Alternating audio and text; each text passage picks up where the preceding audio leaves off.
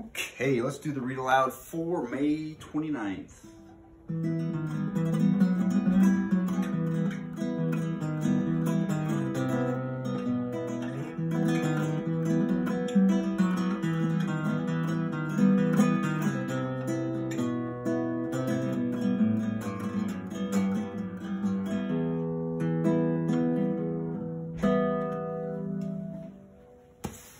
All right, let's see. Where were we?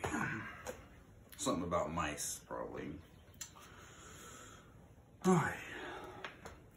Sir, I would not want to intrude, and I can hear you quite well from out here. Mr. Mouse, please understand that I have no interest at all, as a general rule, in helping mice to solve their problems. If you have indeed saved a bird from the cat, I will spare you a few minutes, but I do not discuss problems with people I cannot see. Either come inside, or tell your friend to take you home again. Behind her, Miss Frisbee heard Jeremy whisper very softly, "It's all right. He won't harm you in his own home." She whispered back, "I hope not." She walked up the limb to the hollow, climbed over the sill, and stepped inside. Up so close, the owl looked very large. Each of his feathery feet was tipped with 5 gleaming talons an inch long. His beak was curved and sharp and cruel. He blinked his yellow eyes and said, "Please step across the room, away from the light." Miss Frisbee did as she was told. As she grew accustomed to the dimness, she looked around her. The chamber into which she had stepped was spacious. At that level, almost half of the tree trunk was hollow and clean, but the floor was extremely rough. It was not really a floor at all, but only the jagged ends of dead wood sticking up from below like stalagmites in a cave, so that Miss Frisbee had to climb rather than walk as she crossed the room. In the back, the walls narrowed to a corner, and she saw that the owl had built himself a nest as big as a water bucket of twigs and leaves. From the top, she could see protruding some wisps of feathers which he had lined up. When she got near this nest, she stopped and faced the owl, who had turned from the light of the doorway and was peering at her with his great yellow eyes. Jeremy was nowhere to be seen. She could only hope he was still waiting on the limb outside. "Now," said the owl, "you may state your problem." Go to the rats. Miss Frisbee began nervously, trying to arrange her thoughts. "It's about my youngest son, Timothy. He is sick, too sick to leave his bed, and moving day is only 5 days off." "Wait," said the owl. "Moving from where?" "Moving to where?" "From the garden patch where we're living to the edge of the pasture by the stream." Which garden? It had not occurred to Miss Frisbee until now that a bird, flying freely over miles of countryside, would look down on many gardens. "It belongs to Mr. Fitzgibbon, the one with the large stone?" "Yes, my house is near the stone." "What makes you so sure moving day will come in 5 days?" Miss Frisbee told him about the tractor and what Miss Fitzgibbon had said. 5 days until plowing. "Of course," she said, "it might turn cold again and freeze, or even snow." "No," said the owl, sounding quite sure, "it will not. The wild onions are already up in the pastures." He asked her then what kind of house she had, and exactly where it was in relation to the big stone. Apparently he knew the spot well. But the more she talked to him, the more Miss Frisbee became convinced that he would produce no solution to her problem. It had been foolish of her to think he could, foolish of her to come at all, because, she thought, there really was no solution. At last she fell silent, and the owl asked no more questions. Finally he said, "Lying where it does, your house will inevitably be turned up by the plow and probably broken to bits in the process. There is no feasible way to prevent this. My only advice to you is this: if you stay in the house, you will surely be crushed and killed, all of you. Therefore, it is better to take your chances with moving. Wrap your son Timmy up as warmly as you can, help him as much as possible on the journey, and hope for warm weather on moving day. That way you are at least sure to have to save yourself and the other children." The owl paused, turned away from her, and looked again at the entrance to his hollow. The patch of light it emitted was growing steadily dimmer.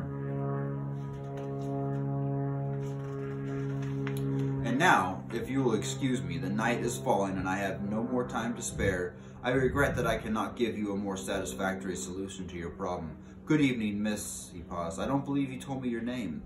"Miss Frisbee," the poor mouse spoke with a sob in her throat, for the owl had said exactly what she feared he would, and she had no real hope for Timothy. The owl had said, in effect, either Timothy alone must die, or they must all die together.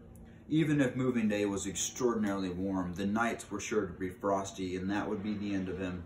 Still, one must be polite, and she added sadly, "Thank you, sir, for listening to me." But at the mention of her name, an extraordinary change had come over the owl. He turned back to her face again and stared at her most intently. Indeed, he gave an agitated flutter of his wings and half flew, half hopped closer to her, bending forward until his great sharp beak was only a few inches from her face. Miss Frisbee shrank back in fear. What had she done wrong? "Did you say Miss Frisbee?" "Yes." "You asked my name. Related to Jonathan Frisbee?" "Yes, he was my husband. He died last summer. He was Timothy's father. But how do you know about him?" "That is not important," said the owl, drawing back a little and looking at her in a new way, almost as if with deference. "I will say this, his name was not unknown in these woods, and if you are his widow, that puts matters in a different light." Something in the way he said that caused Miss Frisbee's hopes to lift a little. "What do you mean?" she asked. "I mean, madame, that there is a way that your son's life might just possibly be saved. I did not mention it to you because I saw no way you could conceivably do it, and I did not want to arouse false hope. But if you are Jonathan Frisbee's widow, then perhaps it can be done." "I don't understand at all," said Miss Frisbee. "What is this thing?" "It is not a thing that I can do myself. You must go to the rats." "To the rats? But I don't know any rats. They have nothing to do with me." "I don't doubt that. They have little to do with anyone except themselves, and will have less as time goes on. Nonetheless, I think they will help you, and if they will, they can." "But what can they do?" "They must move your house to a place where it will be safe from the plow." Now Miss Frisbee's spirits fell again, and she said almost bitterly, "You are joking, sir. You are not serious. No rat can move my house. It is far too heavy, much too big.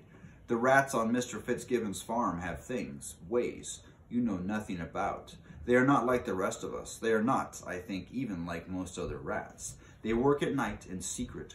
Miss Frisbee, do you know their main entrance? In the rose bush, yes. Go there. You will find a sentry guarding the door. His name is Justin. Tell him who you are and that you come at my request. Tell him that you want to see a rat named Nicodemus. I think they will tell you. I think they will let you in, though they may insist on swearing you to secrecy. If they should ask that, you must, of course, use your own judgment, but my advice would be to do as they ask." Miss Frisbee was close to complete bewilderment. "Secrecy," she said. "Secrecy about what?" "That I cannot reveal. I, too, have agreed to it.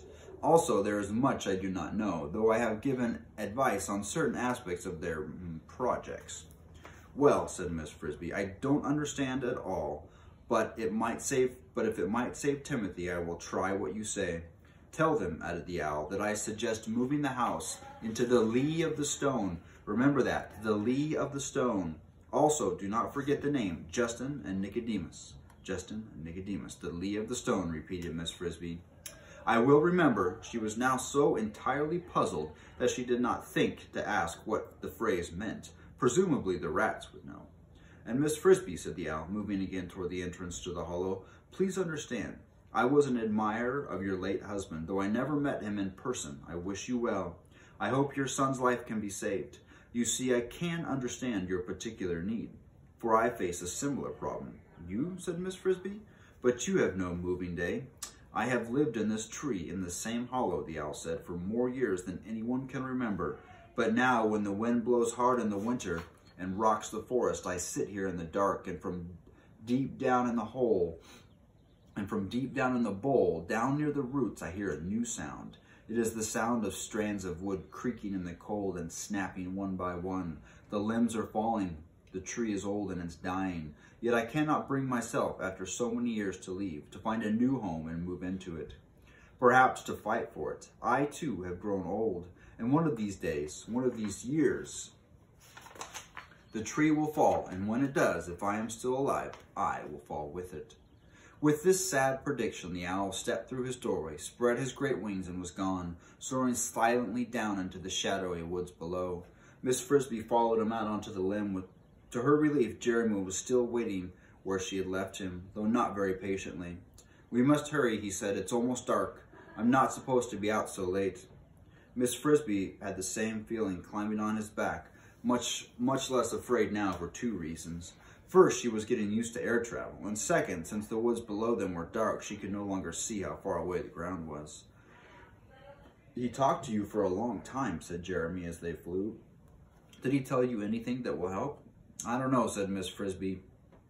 Since the owl had brought up the matter of secrecy and had, in fact, been secretive himself, she was not sure just how much she should tell Jeremy. "Why don't you know? I mean, he told me some things, but I don't know whether they'll help or not." She decided to counter with a question of her own. "What does 'in the lee' mean?" Jeremy, being like all birds knowledgeable about the wind, knew the answer to that. It means the calm side, the side the wind doesn't blow from. When there's a strong wind, you fly up to the barn from the lee so you don't get bashed into the wall. My father taught me that. "I see," said Miss Frisbee, and she became more puzzled than ever. What had the wind to do with it? "He told me," she said firmly, finally deciding it could do no harm, "to go and see the rats." "The rats?" Jeremy was startled. "But they don't have anything to do with us." "I know, but he thought they might help." "What could they do?" "He thought they might move my whole house, but how could they do it? I can't imagine." "Oh, I doubt that they could," said Jeremy. "Everyone knows, at least all the birds know, that the rats can do things.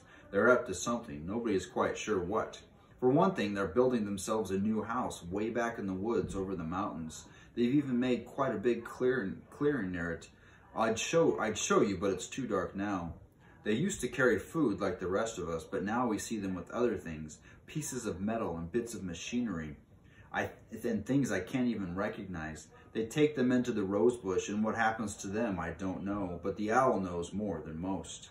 I expect he had some dealings with them just the same.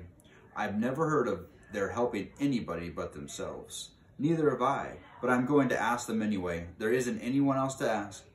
By the time they reached the garden, it had gone almost completely dark, and Jeremy could not linger.